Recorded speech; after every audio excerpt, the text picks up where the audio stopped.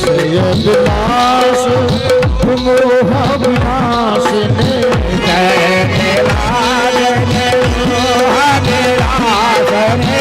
विमल विलास विवेक विनाशिनी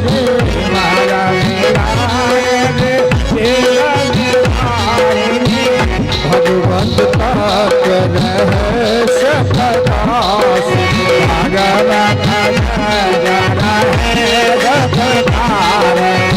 परम ज्योति परमात्मा जान की पावन परमहंस मुनि मन उल्लास मन उल्लास रस हृदय रस रास विलास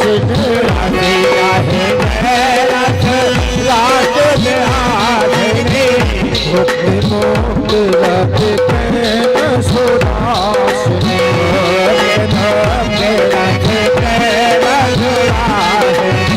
कथा अपनी जन प्रिय सुजान आरती अंगे पावन पुराणे भरत भक्त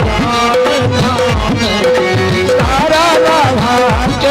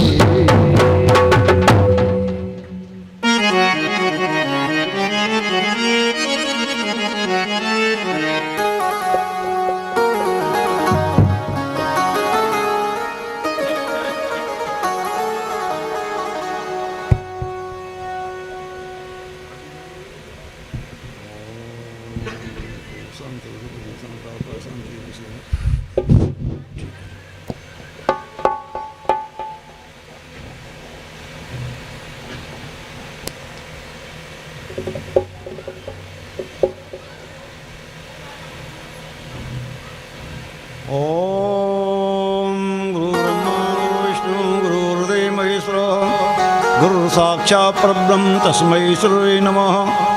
अज्ञानतिमिरान्धस्य ज्ञानाञ्जनशलाकयां चक्षुर्दन्तेन तस्मै श्री गुरुवे नमः। श्री गुरु परमात्मने नमो नमः। ओम सुमुखुश्चैकदन्तस्य कपिलोकजकर्णकः लम्बोदस्व्यक्तो विघ्नासो विनायकः धूम्रकेतुगुणाध्यक्षो भालचन्द्रो गजाननः द्वादशता नामानि पठि शूलादपि विद्यारंभे विवाहे च प्रवेशे निर्मे तथा संग्रामे समुच्चय विघ्नजायतः अभिषीदासीदतः पूयते सुरासुरै सर्विन् हतुषिपति नमो नमः। भक्तुण्डं महाकायं कोटिसूर्यसम्प्रभः निर्गुणं कुर्मे देव सर्वकार्येषु सर्वदा सर्वमङ्गलमाङ्गल्ये शिवे सर्वार्थसाधिके शरण्ये गौरी नारायणी नमस्ते। ओम शुक्लांबरधरं देवं शशिवर्णं चतुर्भुजं कृष्णं विहायतः सर्वनो शान्ते सर्वदा सर्वकालेषु नास्ति तेषां मङ्गलं येषां हृदयस्थो भगवान् मङ्गलार्तनो हरिं तदेव गलं सदनं तदेवं विद्याबलं देवबलं तदेवं ताराबलं चन्द्रबलं तदेवं लक्ष्मीपते योगस्वामी यत् योगेश्वर कृष्णो यत् पार्थो धनुधरः तत्र श्री विजय भूतिर्वानीति मतिर्मम सर्वेश्वरं कार्येश्वरस्तैवं महेश्वरः देवातन्तो ब्रह्मेशां जनार्दनः। स्वस्ति गणेशाय नमः। स्वस्ति गणेशाय नमः। स्वस्ति गणेशाय नमो नमः। ओम एकदन्ताय विद्महे वक्रतुण्डाय धीमहि तन्नो दन्ती प्रचोदयात्। ओम यं प्रभुजन्तमुषेत्मपेत कृत्यं द्वैपायनो बृहकातुराज्वावः पुत्रेन्द्रवन्तविष्टं सर्वभूतमन्वान्तोऽस्मि श्री सुखदेवाय नमो नमः। ओम मनोजवं मारुतवेगं जितेन्द्रियं बुद्धिमता वरिष्ठं वातात्मजं वानरजितमोक्षं श्रीरामदूतं शरणं प्रपद्ये। उल्लङ्घं सिन्धो सलिलं सलिलं यच्छोकवन्ये जनकात्मजाय तनैव ददामलङ्का नाम तुमरक्प्राञ्जलिराजनं श्री हनुमते नमः। श्री हनुमान जी महाराज की श्री रामचंद्र भगवान की जय हो श्री राधा कृष्ण भगवान की जय हो श्री चतुर्भुज भगवान की जय हो श्री राज महाराज की जय हो बोलिए शंकर भगवान की जय हो अम्बे मैया की जय हो संत और भक्त भगवान की जय हो बोलो बस्ती माता की जय हो श्रीमद् भागवत महापुराण की जय हो जय जय श्री राम राधे जय जय श्री राधे जय जय श्री राधे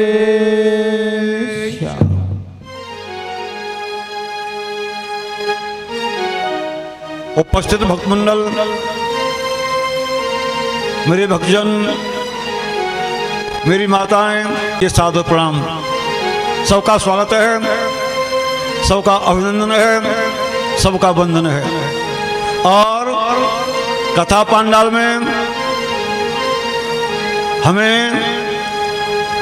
दर्शन देकर के धन्य कर रहे हैं उन संत भगवान के लिए कोटि कोटि नमन, उनका वंदन, उनका परम परम स्वागत। बोलो संत भगवान की जय हो और थोड़ी दूर से अच्छी तरह जानकारी पहचान ना आ रही। सामने जो बैठे ना चतुर्जी वाले बाबा तो हैं, वही तो हैं श्री विद्यादासी महाराज। महाराज जी आपके चरणों में कोटि कोटि प्रणाम। आपका कथा पांडाल में स्वागत है, अभिनंदन है, वंदन है।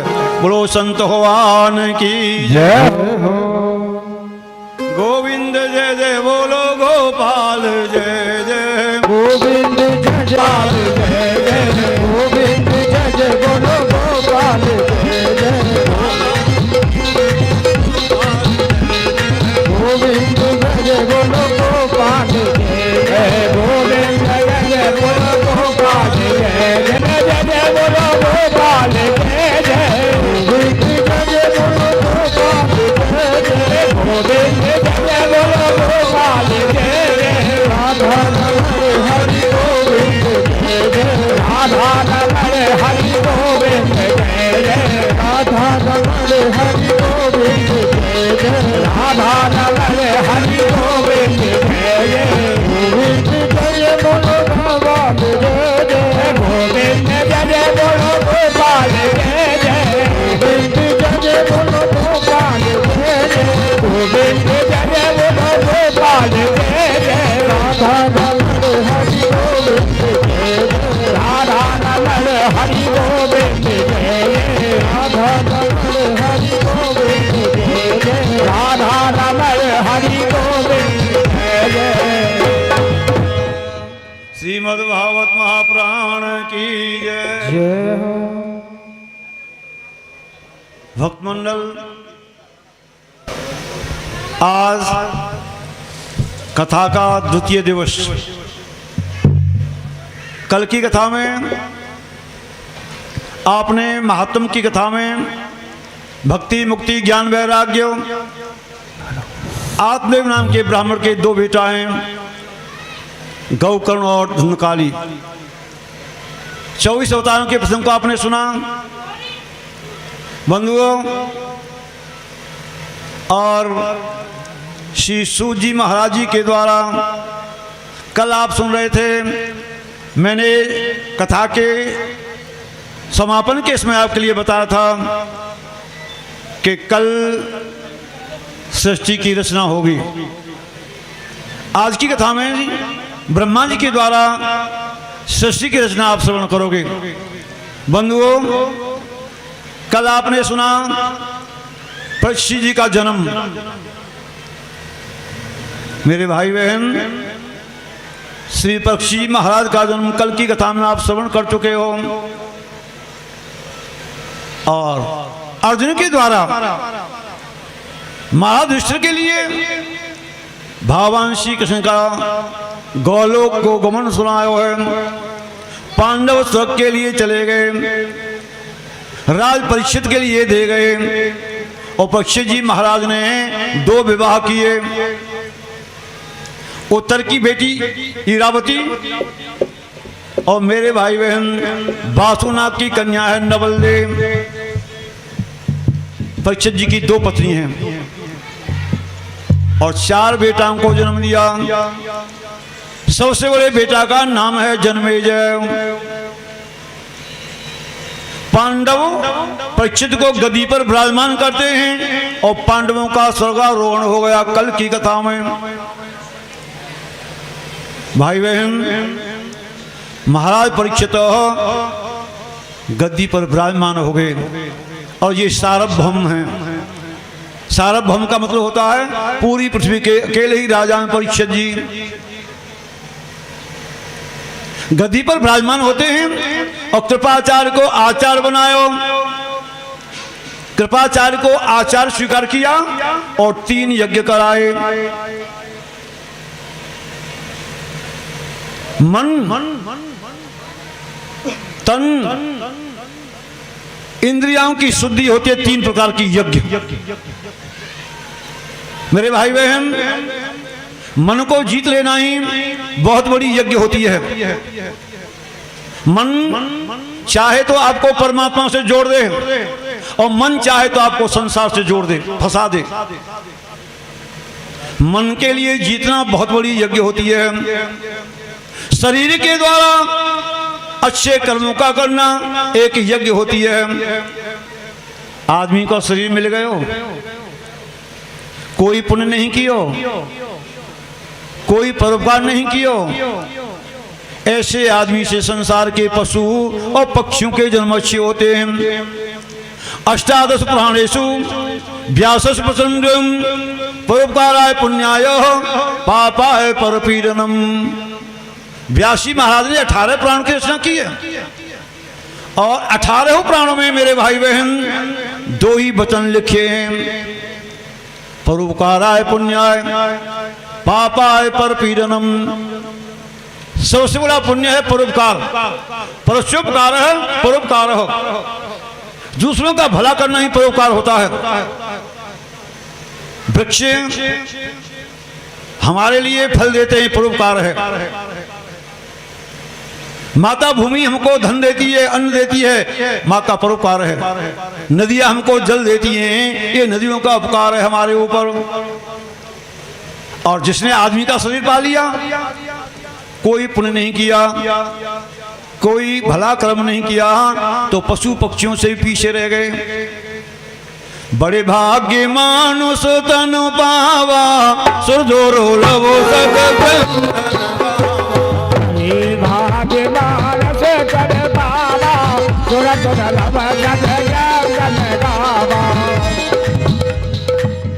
जय राम श्री राम जय राम जय जय राम। मेरे बंधुओं, बहुत से पुण्यों का पुण्य जब इकट्ठा होता है तो मिलता आदमी का शरीर।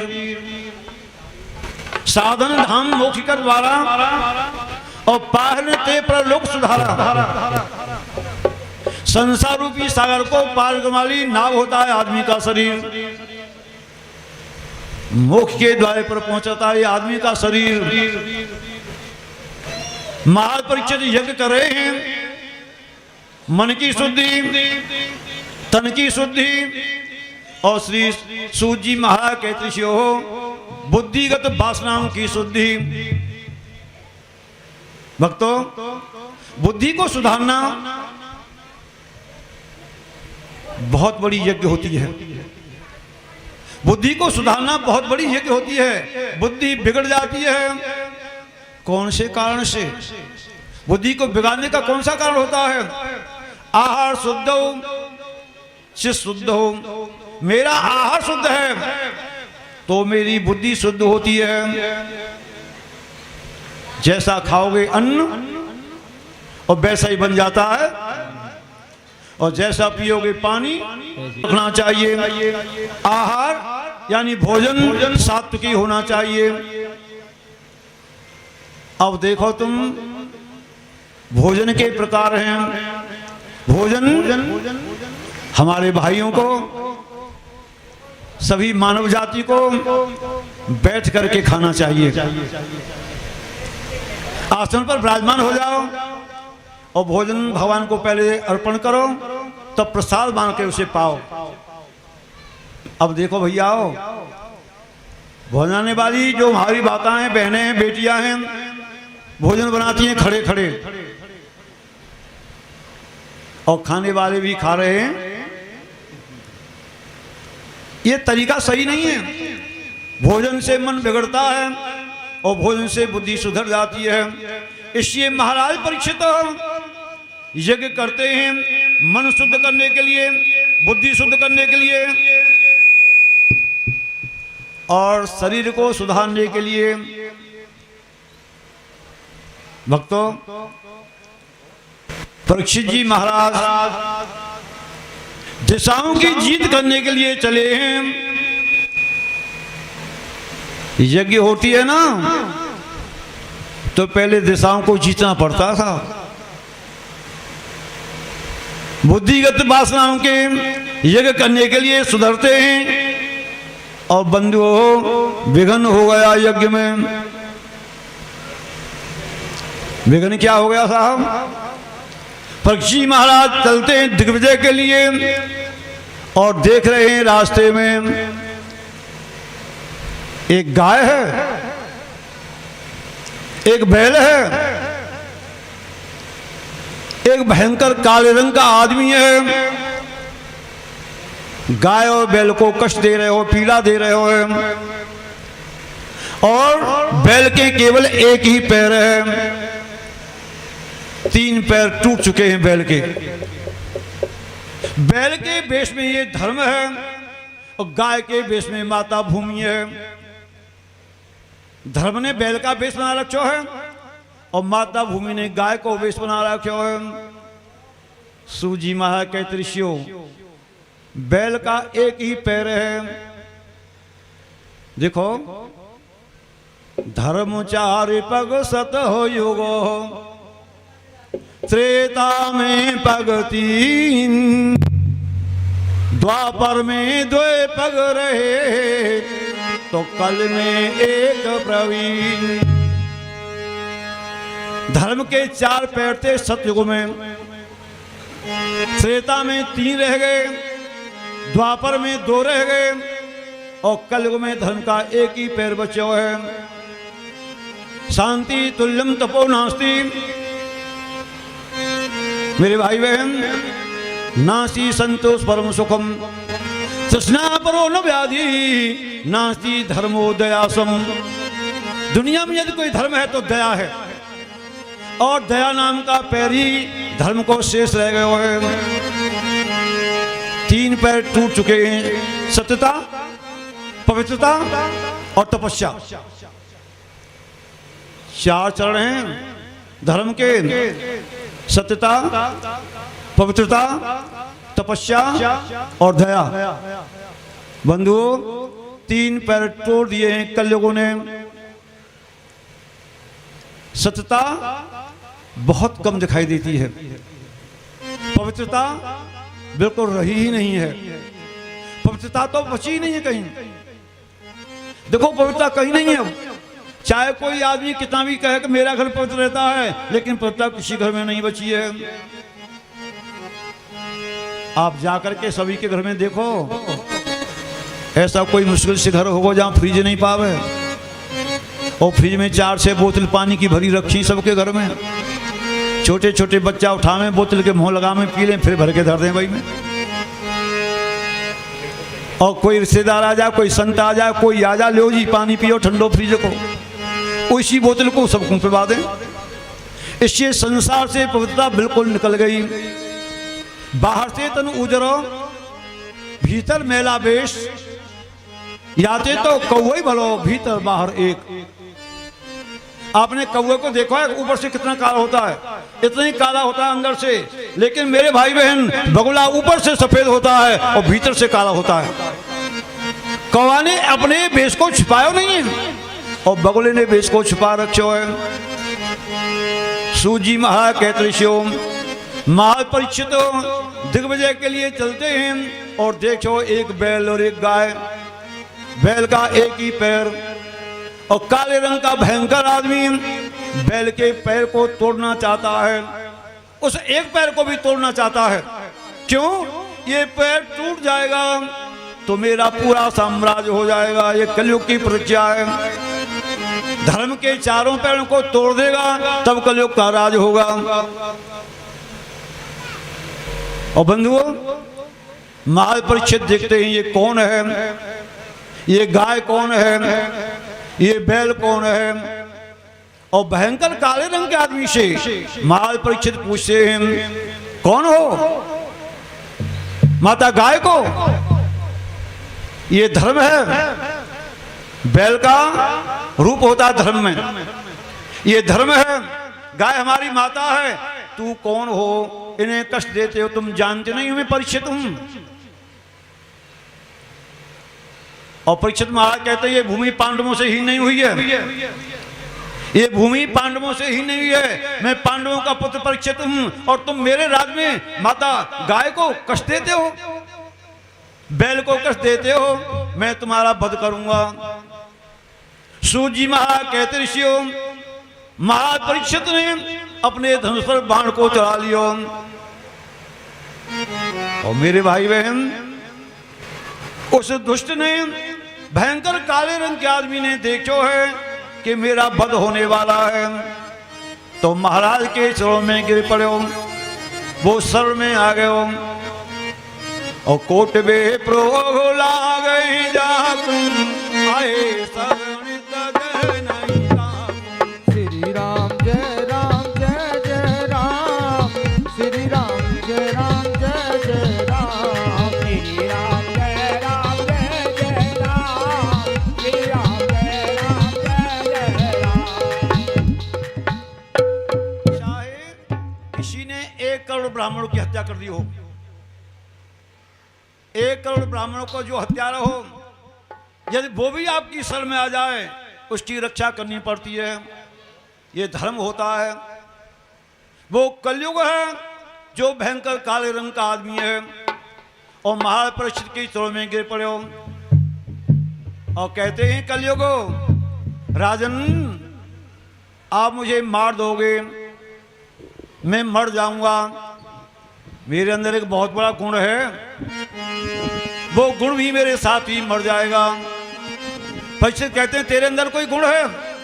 और कलयुग बताता है कि नानदेशम कल सम्राटम सारंगम सारकः कौशल्यान सिद्धर्ति नेत्राणि कृतान च।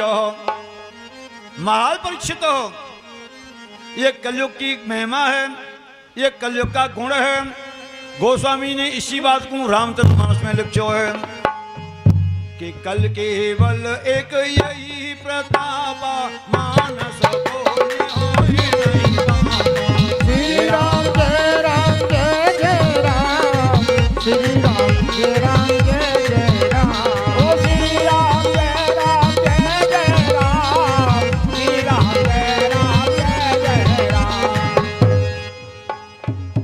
वेद व्यास जी ने भागवत महापुराण में लिखो है, इसी बात को गोस्वामी जी ने रामायण में लिखो है। और देखो एक बात और ध्यान से सुनियो, भागवत महापुराण में 70% रामायण है। भागवत महापुराण में 70% तो रामायण भरी हुई है, लेकिन जगह जगह पर है। कलयुग कहता महाराज मेरे अंदर बहुत बड़ा गुण है। वो कौन सा गुण है? आदमी अपने हृदय में कोई पाप विचार कर लेता है। आदमी अपने हृदय में बुरे कर्म करने के लिए विचारता है, लेकिन करता नहीं है, तो कोई फल नहीं मिलेगा उसे। यदि कलयुग में कोई आदमी अच्छे कर्म का विचार भी कर लेता है, तो विचार करने से ही पुण्य का फल प्राप्त हो जाता है। जय हो। नान रेशम कल सम्राटम सारंगो सारकः कौशल्यान सिद्धर्ति नेत्राण कृतांच। यानी कुशल कर्म, अच्छे कर्म बिना करे ही मिल जाते हैं, और नेत्राण कृतांच, बुरे कर्म तब मिलते हैं जब प्राणी कर्म कर देता है। गोस्वामी कहते हैं कल केवल के ही प्रतापा मानस पुण्य हो नहीं। कलयुग में प्रताप है कि मन के पुण्य मिल जाते हैं, पाप के फल जब मिलते हैं जब पाप प्राणी कर देता है। और कलयुग कहता महाराज परीक्षित, आप मुझे मार दोगे, मैं मर जाऊंगा, ये गुण भी मेरे साथ ही मर जाएगा। परीक्षित महाराज कहते हैं तो ठीक है, मैं तुझे छोड़ता हूं, परंतु भैया तुम मेरे राज से बाहर चले जाओ, जहां तक मेरा राज्य है वहां से दूर चले जाओ, बाहर चले जाओ। और बंधुओं, महाराज परीक्षित की आज्ञा का पालन करता कलयुग, और परीक्षित के राज से बाहर जा रहे हो, और जहां जाता है पूरी पृथ्वी पर परीक्षित जी का ही राज्य है, पूरी भूमि महाराज परीक्षित की है। वापिस आ जाता है और परीक्षित महाराज से कहता, राजनम यत्र कुशन गच्छामि सार्वभौम तमाज्ञा लक्ष्यते तत्तापि ताम माते सुसरासन। हे महाराज परीक्षित हो, आपकी आज्ञा का मैंने पालन किया, आपके रास्ते में बाहर निकल गया, कोई भूमि ऐसी नहीं मिली जहां आपका राज नहीं हो।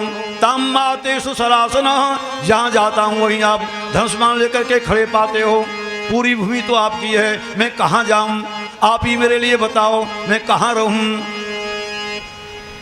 सूत जी महाराज के त्रिशु महाराज परीक्षित कलयुग के लिए स्थान देते हैं। यत्रम अधरम चतुष्वेता, जाओ कलयुग, 4 स्थान पर रहो। धूतम पानम स्त्रेषु यत्रम अधरम चतुर्वह, जहां जुआ होता हो जुआरियों के घर में रहो, आपका निवास है। जहां शराब पी जाती हो शराबियों के घर में रहो, आपका निवास है।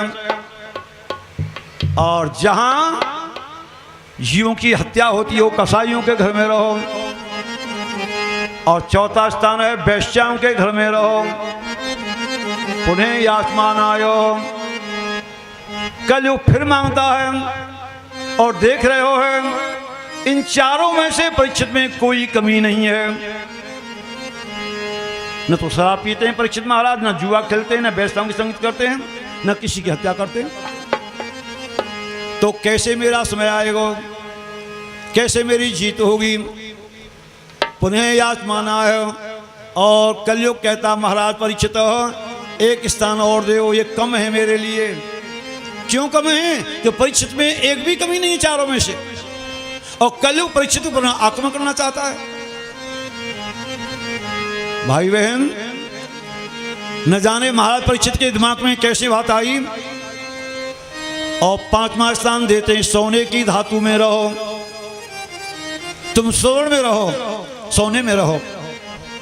और बंधुओं, महाराज के सिर पर सोने का सेहरा है, मुकुट है। कलयुग ने उस पर अपना आसन जमा लियो। बंधुओं, एकदा धनुर्धम्य विचरण मृगे बना। एक दिन धनुर्धर श्री परीक्षित जी महाराज वन में मृगया के लिए पहुंच गए। मृगया यानी शिकार के लिए। कोई शिकार नहीं मिला, जल की इच्छा होने लगी, प्यास लगी। एक महात्मा के आश्रम पर पहुंच गए। ददर्शम मुनिमासीनम शांति मिलित लोचना। एक महात्मा को बैठे हुए देखो है, जो नेत्र बंद करके महात्मा भजन कर रहे हैं। और महापरीक्षित कहते हैं, बाबा महात्मा जी, मैं परीक्षित हूं, पानी पिला दो मुझे। महात्मा जी, मैं परीक्षित हूं, पानी पीना चाहता हूं, आपके आश्रम पर आया हूं, मुझे प्यास है। महात्मा ध्यान में बैठी हुई, सुनाई नहीं देता, कुछ बोले ही नहीं महात्मा। और बंधुओं, सिर पर बैठा है कलयुग, मुकुट में बैठा है कलयुग। महापरीक्षित की बुद्धि बिगड़ गई और क्रोध आ गया। जय हो। बोलो व्यास भगवान की जय हो। मेरे भगवत प्रेमियों, कलयुग ऐसा है, उस कलयुग ने महाराज परीक्षित को भी नहीं बख्शा, परीक्षित की भी बुद्धि को बिगाड़ दिया। तो कलयुग जब आता है ना, कलयुग में कैसे कैसे उल्टे कार्य हो रहे हैं, आप सुन रहे हैं, देख रहे हैं।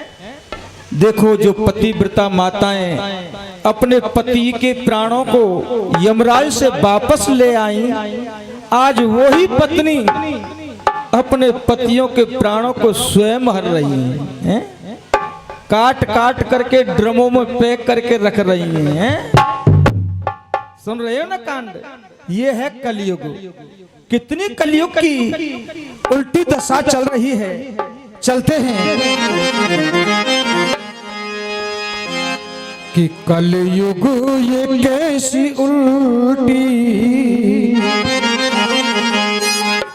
कि कलयुग ये कैसी उल्टी गंगा बहा रहा है। कलयुग कैसी उल्टी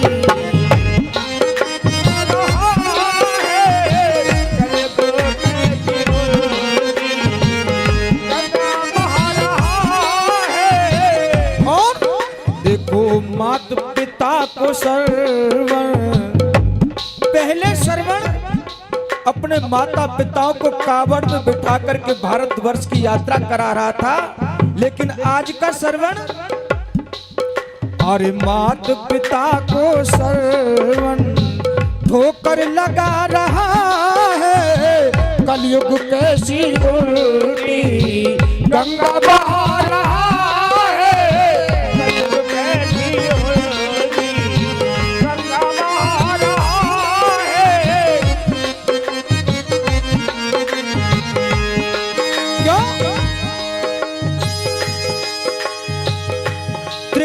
नजर करते हैं तो त्रेता में क्या था?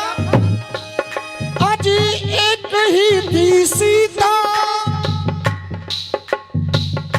त्रेता में आज एक ही थी सीता और एक ही था रावण।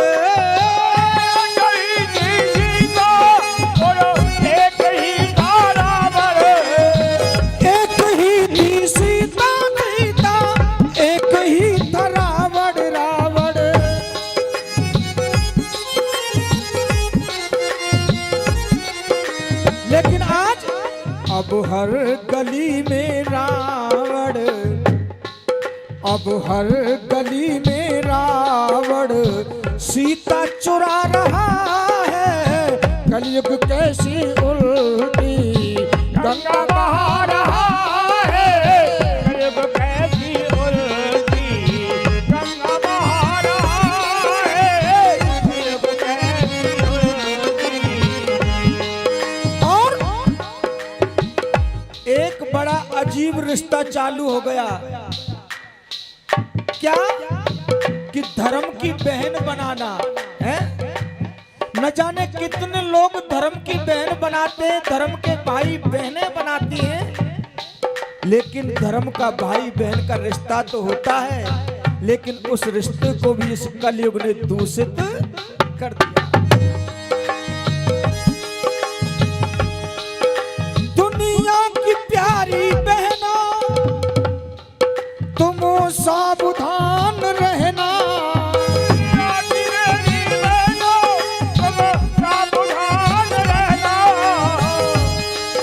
दुनिया की प्यारी बहनों तुम सावधान रहना।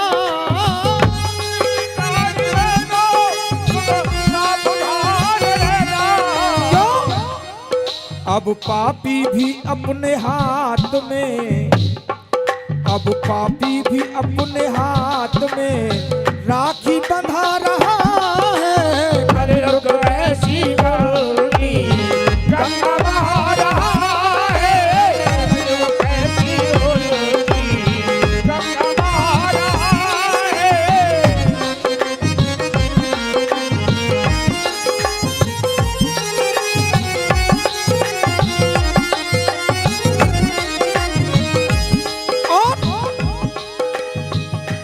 हम सुना करते थे बुजुर्गों से, अपने माता पिताओं से, कि पहले इतनी दया थी, इतनी सामाजिक तत्व थे कि कोई किसी के दुख को देख नहीं सकता था, दूसरे के दुख में दुखी रहते थे।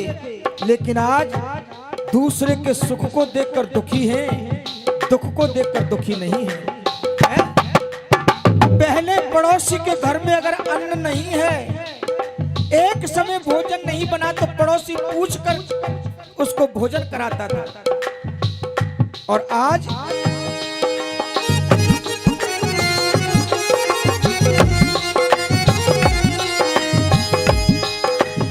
गरीब का एक बच्चा रोटी को तरस रहा है।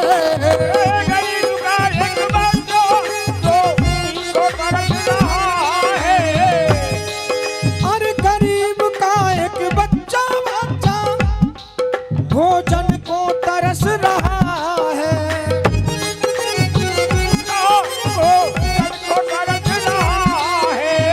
लेकिन पड़ोस के सेठ जी का बालक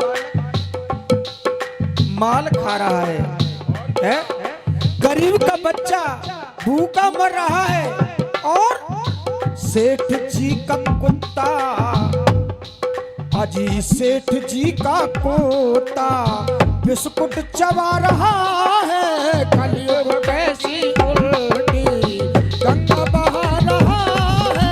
कलयुग कैसी उल्टी गंगा बहा रहा है। कलयुग कैसी उल्टी गंगा बहा रहा है। कलयुग कैसी उल्टी गंगा बहा रहा है। कलयुग कैसी उल्टी गंगा बहा रहा है। कलयुग कैसी उल्टी। बोलिए श्रीमद् भागवत महापुराण की जय हो। बंधुओं, महाराज परीक्षित आवाज लगाते हैं, महात्मा जी मैं परीक्षित हूं, पानी पिलाओ मुझे। लेकिन महात्मा ध्यान में लीने बोलते नहीं हैं। माल के ऊपर कलयुग सवार है, क्रोध की जागृति हो गई। और देखो बड़े ध्यान से सुनियो, जो महात्मा जी, जो भगत जी 24 घंटे में से 16 घंटे भजन करते हैं, जो संतो, जो भक्तों रात दिन के 24 घंटे में से जो 16 घंटा भजन करते हैं, और मेरे भाई बहन यदि 1 मिनट भी क्रोध आ गयो तो 16 घंटे का भजन जल करके भस्म हो गयो। ये क्रोध के लक्षण हैं। जो 16 घंटा रोज भजन करता है परमात्मा की प्राप्ति के लिए, और भजन करने वाले को यदि 1 मिनट के लिए भी क्रोध आता है तो 16 घंटे का भजन जल करके भस्म हो जाता है। बंधुओं, महाराज को क्रोध आ गयो, जैसे ही क्रोध आयो है पुण्य समाप्त होना शुरू हो गयो। संसार में यदि आदमी का सबसे बड़ा दुश्मन है तो क्रोध है, सबसे बड़ा शत्रु है क्रोध। जब क्रोध आदमी को आ जाता है तो संत भी ऐसा प्रतीत होता है कोई बहुत बड़ा राक्षस पैदा हो गया हो। क्रोध भक्ति को भी जीत लेता है। सबसे बड़ा शत्रु है क्रोध। महाराज को क्रोध आ गया, नजर घुमा के देखो आश्रम के चारों तरफ एक मरा हुआ सर्प पड़ो है। धनुष की नोक से उस सर्प को उठा लियो और महात्मा के गले में पहना दियो। बंधुओं, महाराज परीक्षित ने महात्मा के गले में तो मरा हुआ सर्प पहनाया है, अपने गले में जिंदा सर्प पहन लियो, यानी अपनी मौत को भुला लियो। परीक्षित जी चले गए। बंधुओं, ये ऋषि हैं समीक। इन महात्मा का नाम है, महात्मा को पता ही नहीं है। राजा आए और मेरे गले में सांप डाल के चले गए। उनका बेटा आता है श्रृंगी, श्रृंगी नाम का बेटा आयो है, गले में सांप देखो है तो श्रृंगी नाम महात्मा को क्रोध की जागृति हो गई। अंजलि में जल लियो है और महापरीक्षित के लिए श्राप देना शुरू कर दियो है। इति लंघित मर्यादाम तक्ष में सब हो देना। अरे राजा परीक्षित, तूने धर्म की मर्यादा को उल्लंघन किया है, जाओ आज के 7वें दिन बाद तुझे तक्षक नाम का सर्प डसेगा, अधोगति को प्राप्त हो जाएगा। महात्मा श्रृंगी ने महापरिषद के श्राप दे दियो, 7 दिन के पश्चात तेरी मौत होगी। बड़े ध्यान से सुनियो, श्राप बिल्कुल सही दियो है। क्यों? संसार में जितने भी जीव पैदा होते हैं 7 दिन में मरते हैं सब। हम सबको 7 ही दिन में मरना है, 8वां दिन तो कोई होता ही नहीं है। भाई रवि, सोम, भौम, बुध, गुरु, भृगु, शनि, ये 7 ही बार तो हैं। इनमें ही सबका जन्म होता है, इन्हीं 7 बारों में सब मर जाते हैं, 8वां बार तो कोई होता नहीं। लेकिन हमारे संतों ने, जो महान संत हैं, उन्होंने एक 8वां बार भी पैदा कर दिया है। वो 8वां बार है परिवार। परिवार 8वां बार है। और मेरे भाई बहन, नागरिकता का सबसे पहले फूल परिवार में ही खिलता है। शिक्षा, दीक्षा, विकास सब परिवार से मिलता है।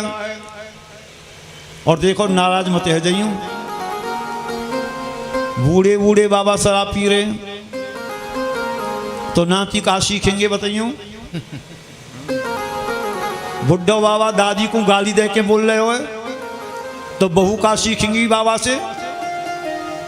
ये परिवार की शिक्षा होती है। जहां प्रेम होता है, माता लक्ष्मी का निवास होता है। इसलिए कथाएं मुझको शिक्षा देती हैं, परिवार में प्रेम होना चाहिए। और जहां सुमत है वही संपत्ति है। जहां सुमत तहां संपत्ति नाना, जहां को मत तहां श्री राम जय राम जय जय राम, श्री राम जय राम जय जय राम, ओ श्री राम जय राम जय जय राम, श्री राम जय राम जय जय राम। बोल वृंदावन बिहारी लाल की जय। जय हो। जहां परिवार में सुमत होगी, प्रेम होगा, माता संपत्ति वही निवास करेगी। और परिवार के सदस्य का सम्मान नहीं करते हैं। देखो मेरे भाई बहन, परिवार में जो रिश्ते होते हैं सबका अपना अपना अलग महत्व होता है। आप पति की खूब पूजा करती हो, पति की खूब सेवा करती हो, पति की आज्ञा का पालन करती हो, और सासू माँ को गाली बकती हो। अपने पति की पूजा करती हो और जेठ जी को गाली देती हो। ये कौन सा धर्म है? समाज में जो भी परिवार के रिश्ते हैं सबका सम्मान होना चाहिए। और जहां प्रेम है वही माता लक्ष्मी का निवास है। बंधुओं, महाराज परीक्षित के लिए श्राप लग गए हो। 7 दिन के पश्चात तो ये तक्षक नाम का सर्प डसेगा, अधोगति को प्राप्त होगा।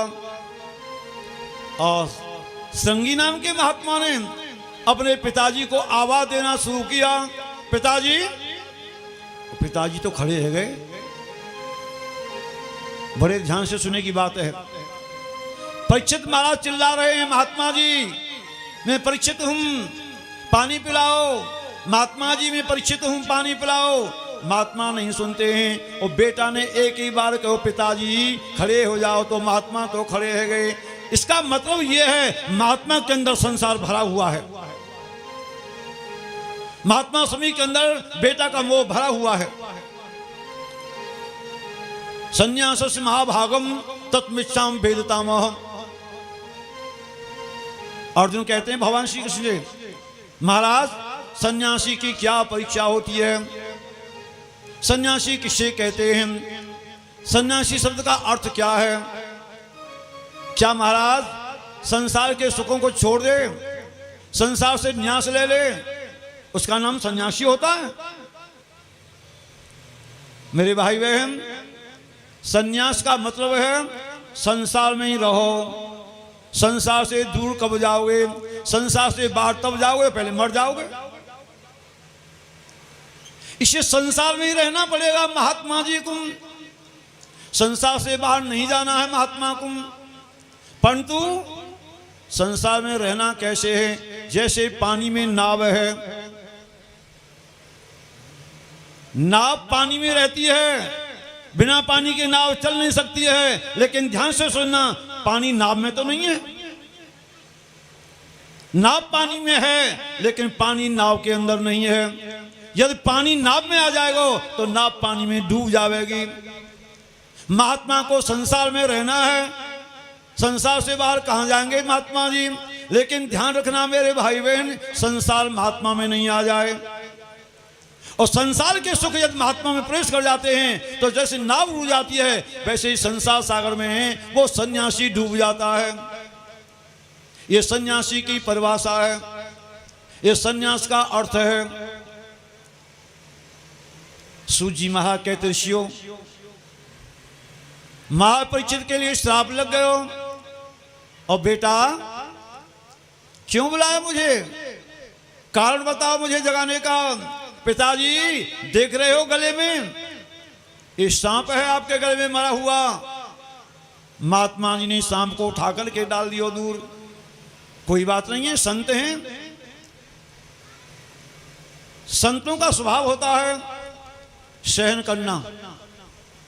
देखो, संत उसे कहते हैं जो स्वयं कष्ट होता है और दूसरे के कष्ट को दूर कर देता है। कि संत बेटा पोसरिता और धरनी पर हित लाग करहि ले। श्री राम जय राम जय जय राम, श्री राम जय राम जय जय राम, श्री राम जय राम जय जय राम, श्री राम जय राम जय जय राम। महात्मा नदी बेटप अपने लिए नहीं दूसरों के लिए करते हैं। जो स्वयं कष्ट भोगता है, दूसरे के कष्ट को निवारण कर देता है, उसको संत कहते हैं। सूजी महाराज कहते ऋषियों, महात्मा सभी को बड़ा कष्ट होता है। बेटा तूने तो कुछ नहीं बोल दिया महाराज से। हाँ पिताजी, मैंने श्राप दे दिया है। क्या श्राप दिया है? आज के 7वें दिन बाद उसे तक्षक नाम का सर्प डसेगा, अधोगति को प्राप्त हो जाएगा। बेटा तूने बहुत गलत काम किया है। हम तो महात्मा हैं और परीक्षित महाराज के यहां रहते हैं, हमारी पूरी व्यवस्था महाराज परीक्षित तो करते हैं, और तूने महाराज को श्राप दे दिया। महात्मा के शिष्य हैं गौरमुख नाम के, एक चेला है गौरमुख, और समीक नाम के महात्मा कहते हैं जाओ महापरीक्षित के लिए बताओ, अपनी मुक्ति का उपाय खोज लें। आज के 7वें दिन बाद उनके लिए नाग खाएगा, और जो सर्प के खाने से मरता है अधोगति को प्राप्त हो जाता है। अपनी मुक्ति का उपाय कर लें। और बंधुओं, महाराज परीक्षित अपने महलों में लौटते हैं, मुकुट को सिर से उतार के नीचे रख दियो, कलयुग उतर गया। और महाराज को बड़ा दुख पैदा होता है कि मेरे साथ बहुत बड़ा पाप हो गया, मैंने महात्मा के गले में मरा हुआ सांप डाल दियो। और देखो मेरे बंधुओं,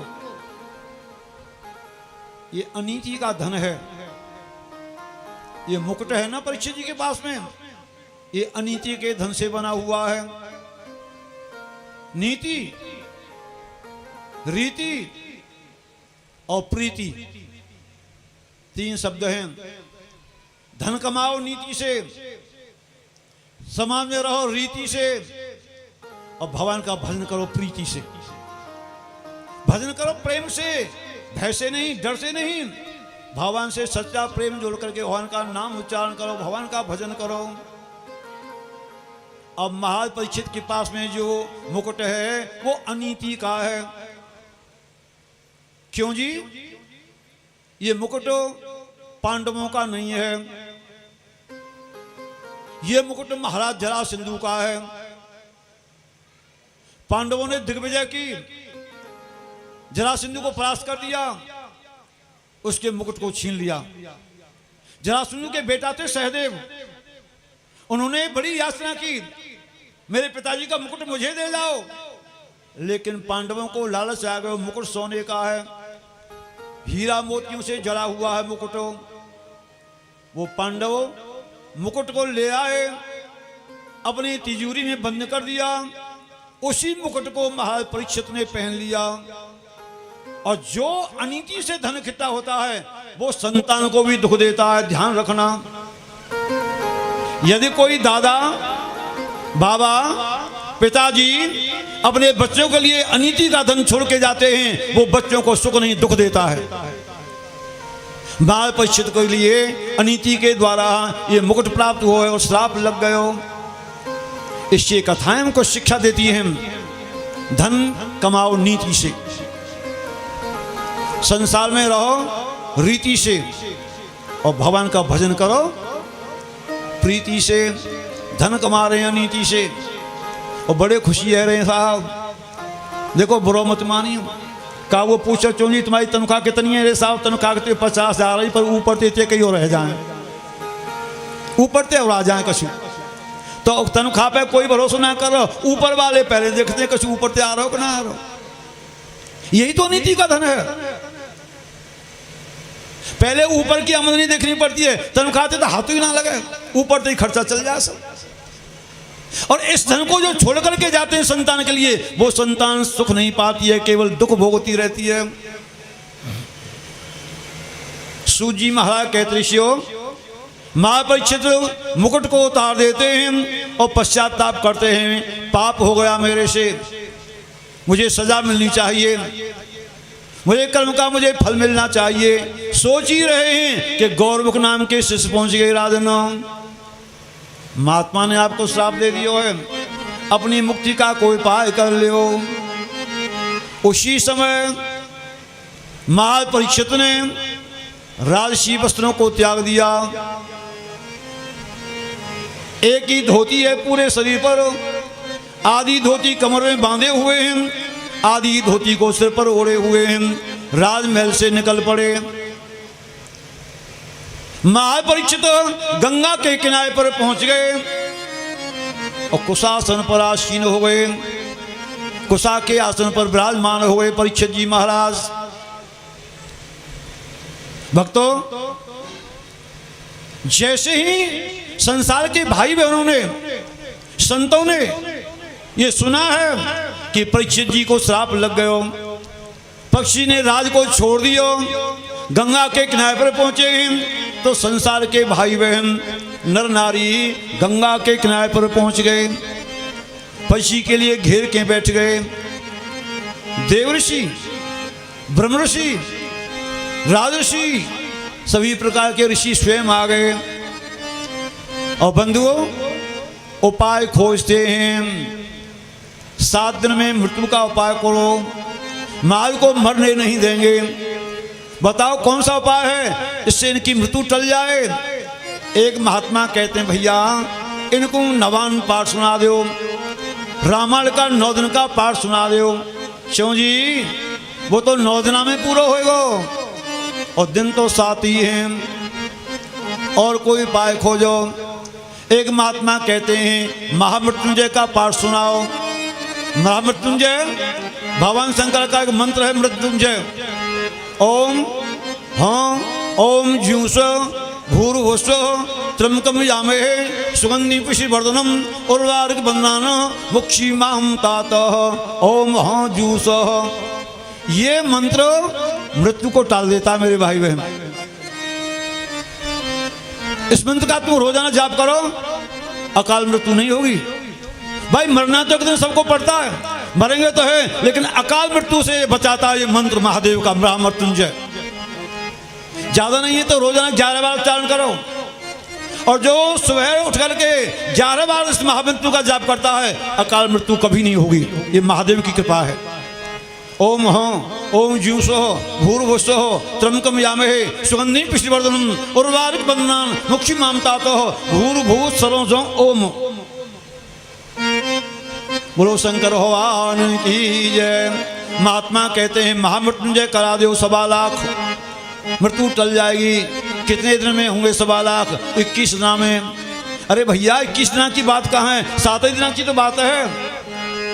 और कोई उपाय खोजो।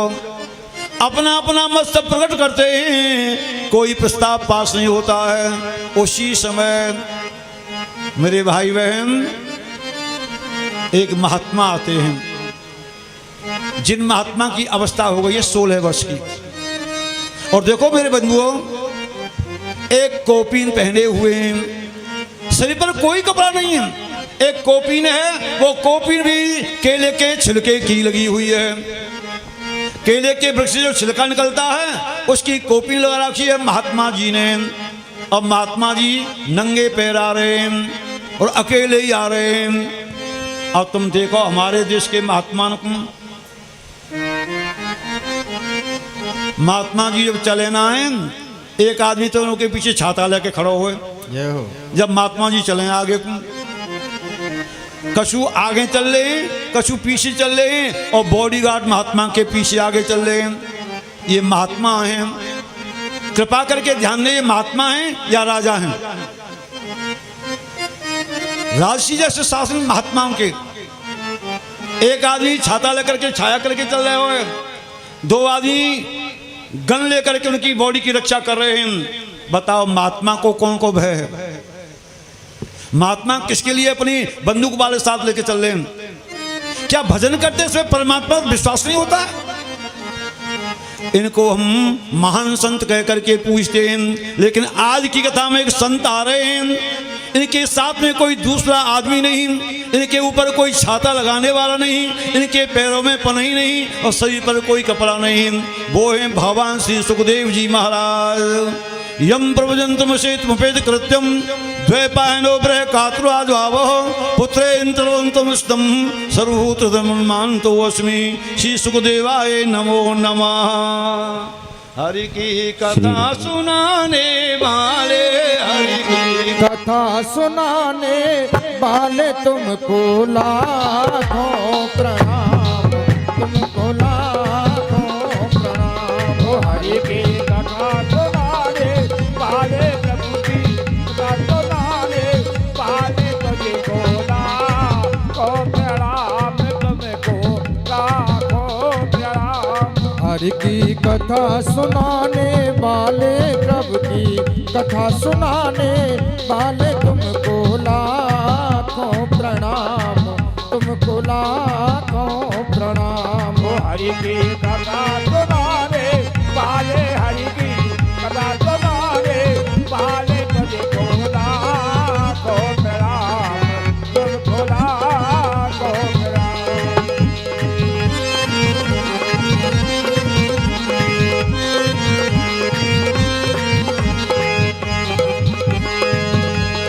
भटक रहे थे वन में, बल खो बैठे थे तन में।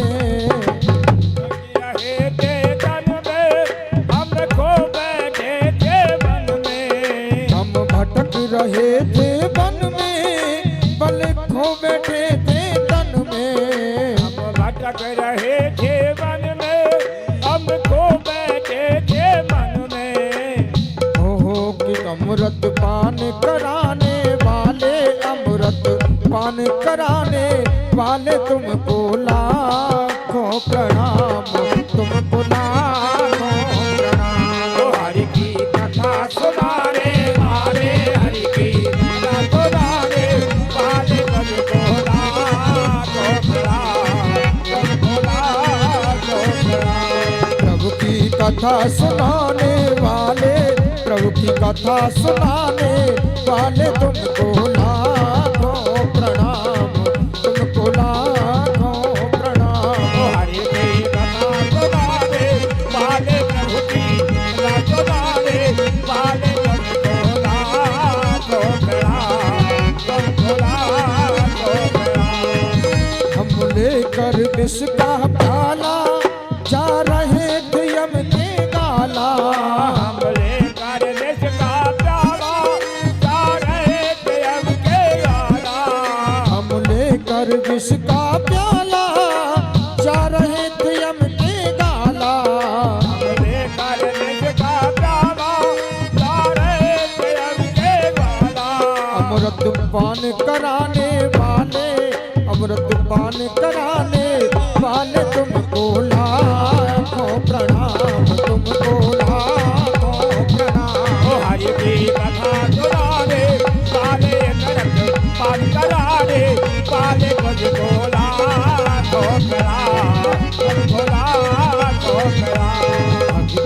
कथा सुनाने वाले, प्रभु की कथा सुनाने वाले, तुमको लाखों प्रणाम, तुमको लाखों प्रणाम। हरि की कथा सुनावे वाले मरद पार करावे वाले तुमको लाखों प्रणाम, तुमको लाखों प्रणाम। तुमको लाखों प्रणाम, तुमको लाखों प्रणाम, तुमको लाखों प्रणाम, तुमको लाखों प्रणाम। बोलो श्री सुखदेव जी महाराज की। बंधुओं, उसी समय 16 वर्ष की आयु वाले श्री सुखदेव जी महाराज जी का आगमन हो गया और सभी संतों ने, सभी राजऋषियों ने, ब्रह्म ऋषियों ने और देव ऋषि ने खड़ा होकर के सम्मान किया। आयु वृद्धा, बलम वृद्धा, धनम वृद्धा तथैव च ते सर्वे ज्ञान वृद्धाश्च किंकरा शिष्य किंकरा। आयु में कोई कितना भी बड़ा हो, पैसा में कोई कितना बड़ा हो और शरीर की शक्ति में कोई कितना बड़ा हो, ते सर्वे ज्ञान विद्याश्च, वो सभी जो ज्ञान में बड़ा होता है उसके सामने छोटे पड़ जाते हैं। भगवान श्री सुखदेव जी महाराज का आगमन होता है और राजा परीक्षित ने उनके चरणों में फूल चढ़ा दिए, उनके लिए चंदन लगा दियो, सुखदेव जी का पूजन कियो है। और सुखदेव जी से परीक्षित महाराज कहते हैं, भगवान अतः पश्चिम संसारदी योगी नाम परम गुरु, हे योगियों के परम गुरु, आपसे मैं पूछना चाहता हूं, जिस आदमी की मृत्यु समीप आ गई हो उसे क्या करना चाहिए और मानव मात्र को अपने जीवन में सदैव क्या करना चाहिए। ये 2 प्रश्न हैं परीक्षित जी के महाराज सुखदेव जी को। और देखो अब भागवत की कथा शुरू होगी। अब तक तो सुखदेव जी नहीं थे, अब सुखदेव जी के द्वारा कथा शुरू होगी। भक्तों बहनों, सुखदेव जी आते हैं और भागवत महापुराण की कथा का शुभारंभ होता है। अब तक आपने कथा सुनी, ये सोनका ऋषियों के लिए सूत जी सुना रहे हैं और यही कथा विदुर और मैत्री जी के यहां चलती है।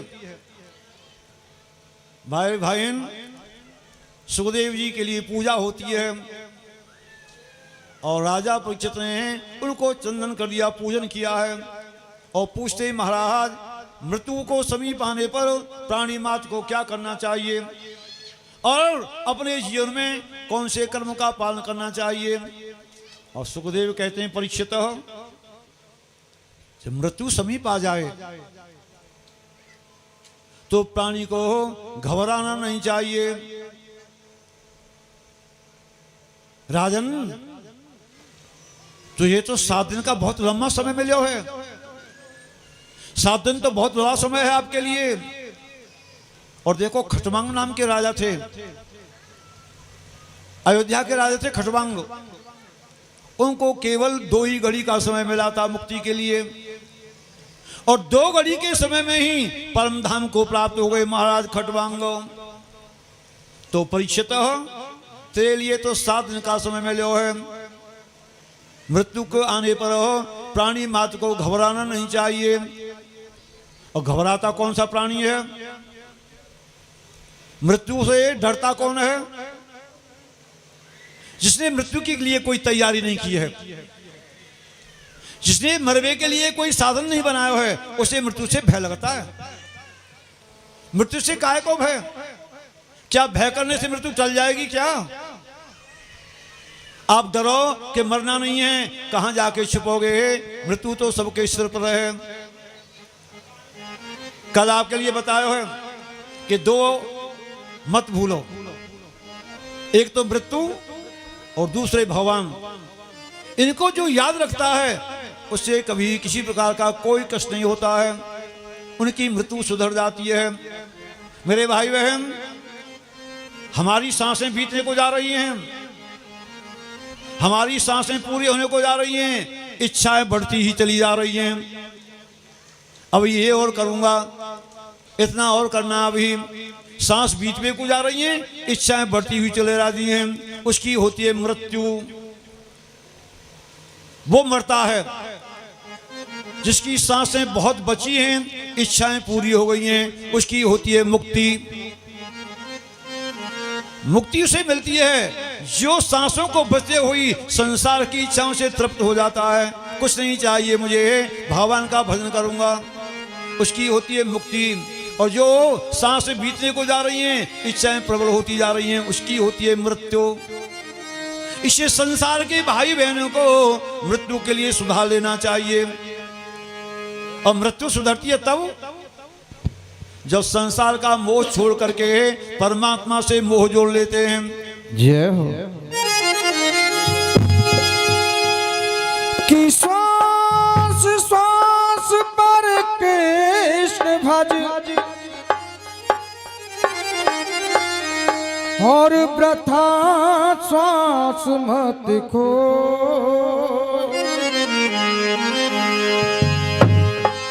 ना जाने या श्वास को आवन हो न हो। जय हो। मेरे भगवत प्रेमियों, ये बड़ी अनमोल सांसें हैं, ये बड़ा अनमोल, ये मानव रत्न मिला हुआ है आपको, इसका सदुपयोग करना चाहिए। कितना सुंदर भाव प्रकट किया। मनुष्य जन्म अनमोल रे, जय जय। हाय मनुष्य जन्म अनमोल रे, इसे मिट्टी में मत रोल रे। अब तो मिला है फिर न मिलेगा, कभी नहीं कभी नहीं कभी नहीं रे। जय हो। मनुष्य जन्म अनमोल रे, मिट्टी में मत रोल रे। अब तो मिला है फिर न मिलेगा, कभी नहीं कभी नहीं कभी नहीं रे। मनुष्य जन्म अनमोल रे, मिट्टी में ना रोल रे। अब जो मिला है फिर न मिलेगा, कभी नहीं कभी नहीं कभी नहीं रे।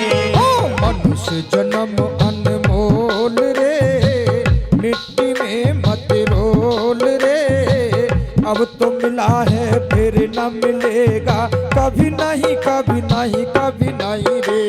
मनुष्य जन्म अनमोल रे, मिट्टी में ना रोल रे। अब जो मिला है फिर न मिलेगा, कभी नहीं कभी नहीं कभी नहीं रे। जय हो।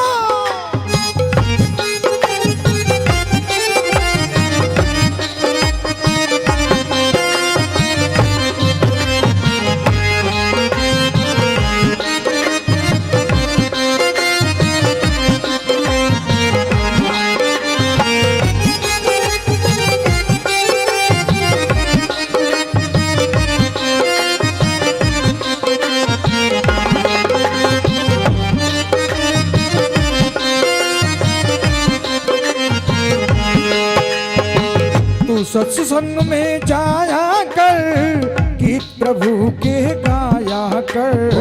सत्संग में गाया करे, गीत प्रभु के गाया कर। तू सत्संग में जाया कर, गीत प्रभु के गाया कर। तू सत्संग में गाया करे और गीत प्रभु के गाया कर। सांझ सवेरे बैठ के बंदे हर्ष ध्यान लगाया कर। शाम सवेरे बैठ के बंदे प्रभु से ध्यान लगाया कर। सांझ सवेरे बैठ के प्यारे प्रभु से ध्यान लगाया कर। शाम सवेरे बैठ के बंदे प्रभु से ध्यान लगाया कर। क्यों नहीं लगता कुछ मोल रे, अजी नहीं लगता कुछ मोल रे, मिट्टी में मत रोल रे, अब तो मिला है फिर न मिलेगा, कभी नहीं कभी नहीं कभी नहीं रे, मनुष्य जन्म अनमोल रे, देखी नैना भोल रे, हमको मिला है फिर न मिलेगा, कभी नहीं कभी नहीं कभी नहीं रे। और बड़े बड़े ज्ञान की बात करता है मानव, लेकिन जब आता है मधु है भूल जाता है। क्या कहता है? अरे मानव इस अहंकार को छोड़ दे, तू बुलबुला है पानी का, मत कर जोश जवानी का, तू बुलबुला है पानी का, कर जोश जवानी का, तू बुलबुला है पानी का, मत कर जोश जवानी का, बुलबुला है पानी का, मत कर जोश जवानी का, नेक कमाई कर चल बंदे, पता नहीं जिंदगानी का, कमाई कर चल बंदे, पता नहीं जिंदगानी का। और बड़े बड़े घमंड में आकर के कड़वे बोल बोलता है, बड़े बड़े तीखे शब्द निकालता है, लेकिन संत कहते हैं अरे प्यारे सुन, सबसे मीठा बोल रे, तू सबसे मीठा बोल रे, मिट्टी में ना रोल रे, अब तो मिला है फिर न मिलेगा, कभी नहीं कभी नहीं कभी नहीं रे, मनुष्य जन्म अनमोल रे, मिट्टी में ना रोल रे, अब तो मिला है फिर न मिलेगा, कभी नहीं कभी नहीं कभी नहीं रे। कभी नहीं कभी नहीं कभी नहीं रे, कभी नहीं कभी नहीं कभी नहीं रे, हाँ, कभी नहीं कभी नहीं कभी नहीं रे, कभी नहीं कभी नहीं कभी नहीं रे। कभी नहीं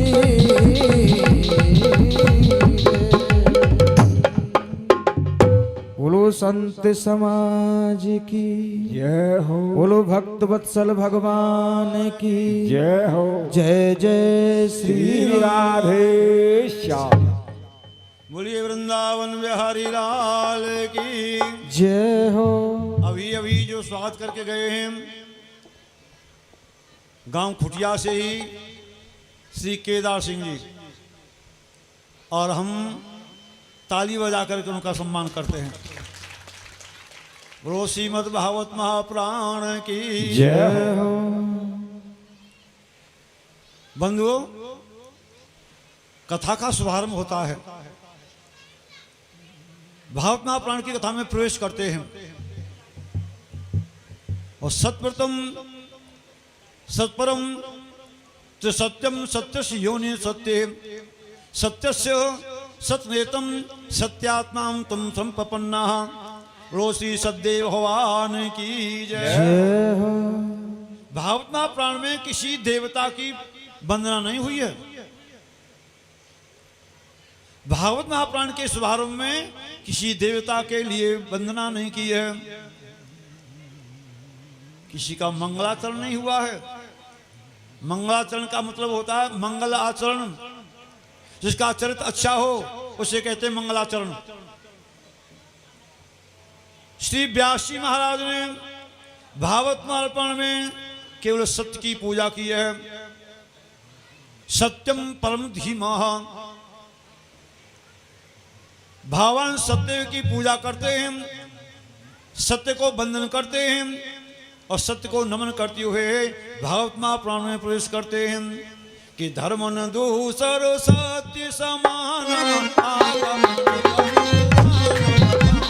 श्री राम जय जय राम, श्री राम जय जय राम, श्री राम जय जय राम, श्री राम जय जय राम। बोलिए वृंदावन बिहारी लाल की जय। सुखदेव कहते हैं परीक्षित हो, तुझे तो 7 दिन का बहुत लंबा समय मिले है, 7 दिन के समय में ही परम गति को प्राप्त हो जाओगे। मृत्यु जब समीप आ जाए आदमी को घबराना नहीं चाहिए। तो भगवान क्या करना चाहिए? योग धारणा के द्वारा मृत्यु को जीत लेना चाहिए। योग धारणा के द्वारा मृत्यु को जीत लेना चाहिए, घबराना नहीं चाहिए। और परीक्षित कहते हैं महाराज ये धारणा क्या होता है? क्या है ये धारणा? किसे कहते हैं धारणा? सुखदेव कहते हैं परीक्षित धारणा को नहीं पहचानते हो, धारणा को नहीं समझते हो। परीक्षित इसी धारणा के द्वारा शेष जी ने भूमि को अपने सिर पर धारण किया है। इसी धारणा के द्वारा महादेव ने मृत्यु को जीत लिया है। इसी धारणा के द्वारा माता पार्वती ने महादेव को पति बना लिया है। इसी धारणा के द्वारा ब्रह्मा जी ने सृष्टि की रचना की है। और परीक्षित कहते हैं भगवान ब्रह्मा जी ने सृष्टि की रचना किस प्रकार से की, कृपा करके मुझे श्रवण कराओ। ब्रह्मा जी ने सृष्टि की रचना को कैसे किया, कृपा करके मुझे बताओ। भवन स्रोत में चामी हरे अद्भुत कर्मणा, ये मेरी सुनने की बड़ी इच्छा है, कृपा करके सृष्टि की रचना श्रवण कराओ। और सुखदेव कहते हैं परीक्षित इस सृष्टि से पूर्व, इस सृष्टि से पहले न कोई दृष्टा था और न ही कोई दृश्य। न कोई दृष्टा है और न कोई दृश्य, न तो कोई देखने वाला है और न कोई दिखाई देने वाला है।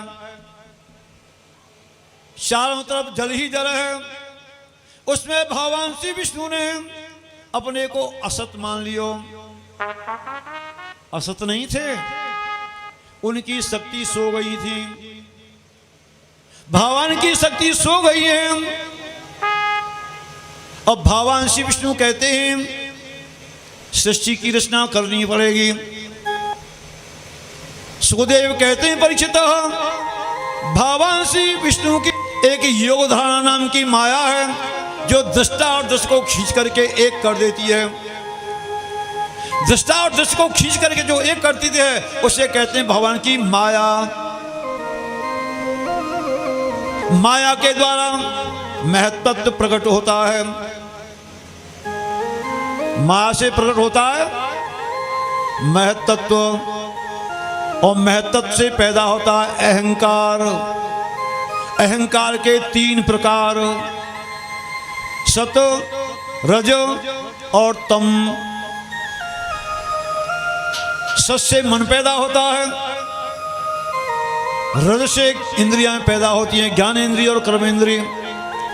इंद्रियां 10 होती हैं, 5 ज्ञान इंद्रिय और 5 कर्म इंद्रिय। सत, रज, तम। तम से शब्द पैदा होता है। बहुत ध्यान से सुनने की बात है, थोड़ा बारीकी से समझ में आवेगा। माया से महत्त्व, महत्त्व से अहंकार, अहंकार के 3 प्रकार, सत, रज और तम। सत से मन, रज से 10 इंद्रियां और तम से शब्द पैदा होता है। शब्द से आकाश पैदा होता है जिसे शब्द तन्मात्रा कहते हैं। देखो 5 तत्व और 5 तन्मात्रा। शब्द से आकाश पैदा होता है जिसे शब्द तन्मात्रा कहते हैं। आकाश से तेज पैदा होता है जिसे रूप तन्मात्रा कहते हैं। तेज से वायु पैदा होता है इसे स्पर्श तन्मात्रा कहते हैं।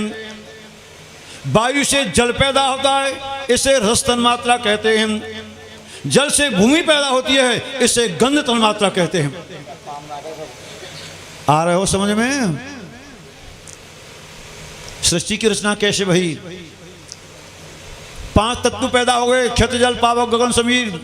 5 तन्मात्रा पैदा हो गई, 10 इंद्रियां पैदा हो गई, महत्त्व और अहंकार पैदा हो गया। इनको जोड़ोगे ये 23 हो जाते हैं।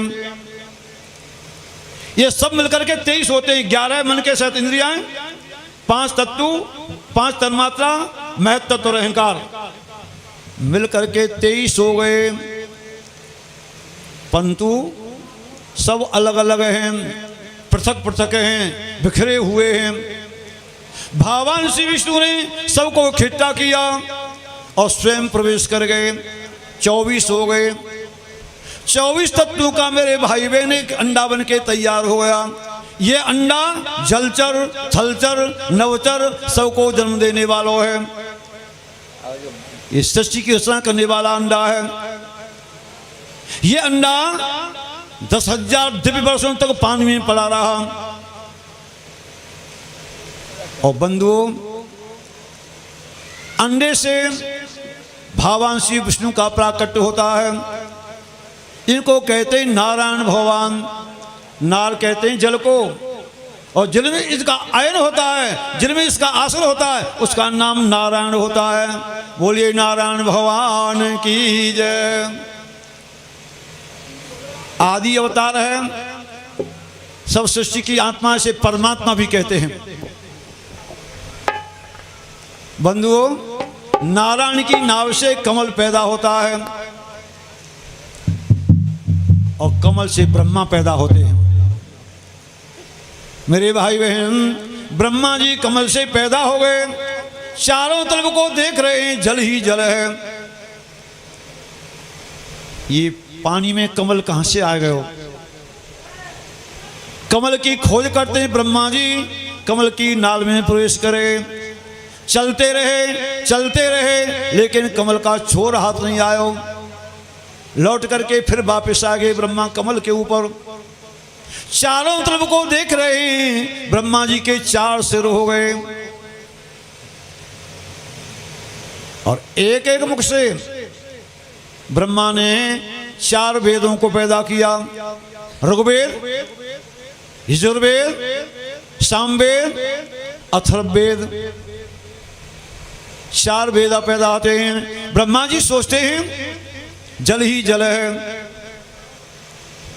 सृष्टि की रचना करनी है। भगवान श्री विष्णु के द्वारा ब्रह्मा और ब्रह्मा के द्वारा सृष्टि आप श्रवण कर रहे हो। मेरे भाई बहन, सर्वप्रथम ब्रह्मा जी ने तामिश्र, अंतामित्र, रौरव, महारौरव, ये सृष्टि की उत्पत्ति होती है ब्रह्मा जी के द्वारा। इस सृष्टि को ब्रह्मा जी ने ठहरा दिया, ये तो अमंगल सृष्टि है, दोबारा सृष्टि की रचना होगी। और सुखदेव कहते हैं परीक्षित, ब्रह्मा जी के द्वारा उसी समय 10 बेटाओं का जन्म होता है। मारीश, अंगरा, अत्रि, क्रतु, भृगु, पुलस्त, पुलह, दक्ष और नारद जी, ये 10 भगवान ब्रह्मा के मानस पुत्र हैं। बंधुओं, आपने कल की कथा में सुने हो भगवान श्री विष्णु के 24 अवतार, और सबसे पहला अवतार कौन है? सैवम देवम कौमार सर्वोपस्थितः चचारम तस्य ब्रह्मा ब्रह्मचर्य खंडितः। भगवान श्री विष्णु का सर्वप्रथम अवतार हो गया। 4 बेटाओं को भगवान ब्रह्मा जी ने जन्म दे दियो। सनक, सनंदन, सनातन और सनत कुमार, 4 ऋषि पैदा हो गए। कल की कथा में आपने सुना है ये 4 ऋषि बहुत लंबी आयु वाले हो गए हैं और दिखाई देते हैं मात्र 5 वर्ष जैसे। आयु लंबी है और शरीर ऐसे लगते हैं ये तो 5-5 वर्ष के बच्चे हैं। 4 ऋषि पैदा हो गए। पहला अवतार हो गया भगवान श्री विष्णु का। और मैंने कल की कथा में आपसे बताया कि 7 दिन की कथा में 24 अवतार आपके सामने आएंगे। ये पहला अवतार है। सुखदेव कहते हैं परीक्षित, बोलिए वृंदावन बिहारी लाल की जय हो। गोविंद मेरो है, गोपाल मेरो है, गोविंद मेरो है, गोपाल मेरो है, गोविंद मेरो है, गोपाल मेरो है, गोविंद मेरो है, गोपाल मेरो है। श्री बांके बिहारी नंदन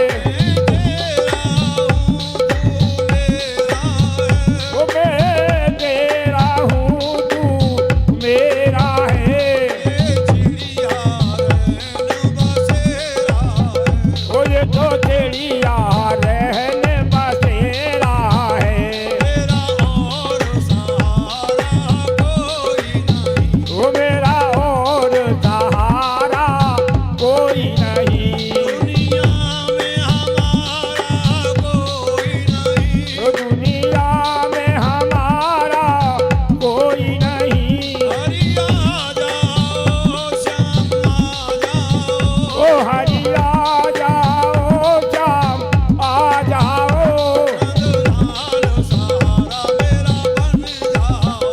नंदलाल सहारा मेरा बन जाओ, ओ नंदलाल सहारा मेरा बन जाओ, गोपाल सहारा मेरा बन जाओ, ओ गोपाल सहारा मेरा बन जाओ।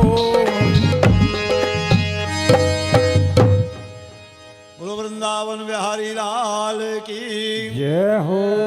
भक्तों, ब्रह्मा जी ने 4 पुत्रों को पैदा किया है, सनकद, सनंदन, सनातन और सनत कुमार। और चारों भाई ब्रह्मा जी से कहते हैं, पिताजी क्या सेवा करें, आपकी आज्ञा दो। और ब्रह्मा कहते हैं, बेटाओ पहले तो भगवान विष्णु की पूजा करो, भगवान की भक्ति करो और सृष्टि की रचना करो, सृष्टि में मेरा सहयोग करो। और बंधुओं, चारों बेटा अपनी मुक्ति के लिए तपस्या करने चले गए, सृष्टि के लिए नहीं, संसार से मुक्ति के लिए। पिता आज्ञा से विमुख हो गए। ब्रह्मा जी ने देखो है, मेरे बेटा और मेरी आज्ञा का पालन नहीं करते हैं, इनको श्राप दूंगा, इन्हें भस्म कर दूंगा। ब्रह्मा जी को क्रोध की जागृति हो गई। चारों बेटा